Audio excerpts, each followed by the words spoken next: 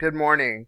I want to call your attention to a couple of key aspects of the Unit 5 module, the first of which you should be seeing on your screen now. It's the instructions for the final portfolio project. Be sure you read these. I've included the course outcomes that I reference in the assignment and in one of our discussion posts here for you, but those are also in the syllabus. There are several components in the final portfolio. The new piece of writing that you'll be doing for this is a 4-page reflection essay. You'll also include a strategic top to bottom revision of your synthesis essays that you've all gotten feedback on now. And you'll also include a copy edited polished version of your research essays in this document. So just to recap, you'll have, in this order, in the document, a strategic revision of your position or synthesis essay, including your works cited, followed immediately by the research essay with works cited. These should each begin on new pages. And then you'll end the portfolio with your 4-page reflection essay. All right, all of these should be in MLA format using Times New Roman 12-point font. Alright, I've included a sample portfolio that I'm going to preview for you here in just a second. But I also want to note here at the bottom of the instructions, there's a highlighted file name. You must include your file names saved in this format, so English 102, and then depending on your section, it'll be H082 or H083. The word portfolio, which is the assignment name, and then you'll include your last name. If your file name is not saved and posted to Canvas in that format, you may receive a 0. All right, so follow that instruction. All right, and now onto the portfolio itself. All right, now for your ease and comfort, and as an example, I've included a sample portfolio in our files here in Canvas, and it should be attached to both the module and the assignment instructions. This gives you proper MLA format examples of how your essays should look. If your essays haven't looked like this yet, now's the time to take this leap into professionalism. All right, and so here is the student example essay,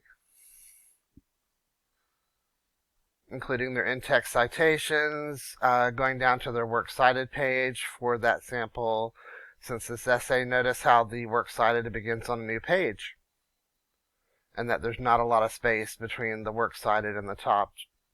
All right, your research paper should begin on the next new page, and one way to ensure that happens is to use the insert page break feature that I demonstrated in a previous module.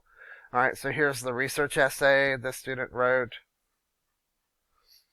It's a longer essay, but again, you're not revising this, you're just polishing it up to make sure it looks clean like this, and to get rid of typos and that kind of thing, and so forth. Their works cited page also begins on a new page, and there's one mistake here. I wanted to show you that even with the good portfolios, sometimes when we copy things over, they don't end up perfectly, so always proofread. The second entry by Michelle Bell is not in the right place, so if you happen to see this once you copy and paste, please backspace to correct that, to bring that back to the left margin.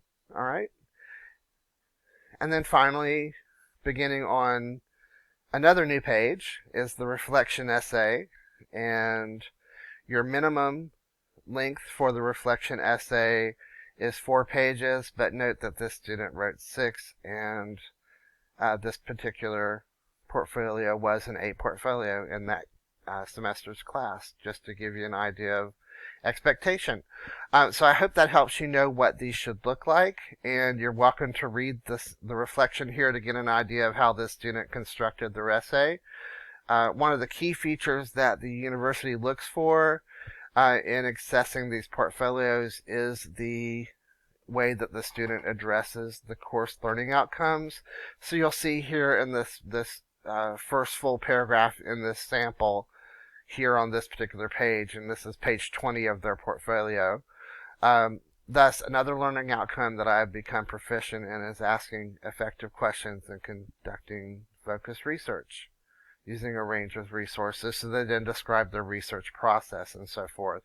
So that's one way that they are bringing that outcome into their discussion. And then she's beginning a new paragraph here. Finally, the third learning outcome that I've been able to improve throughout this semester is blah, blah, blah. And basically, you're just copying, pasting the wording or rephrasing the wording if you want to use summaries of that particular outcome. All right, and then responding to it. So I hope that helps. If you have questions, please let me know. It's been great teaching you this semester. I hope that you've gotten something out of it. I know completely asynchronous online courses can be tough for all of us. And so I hope that you've gotten something out of it. Take care.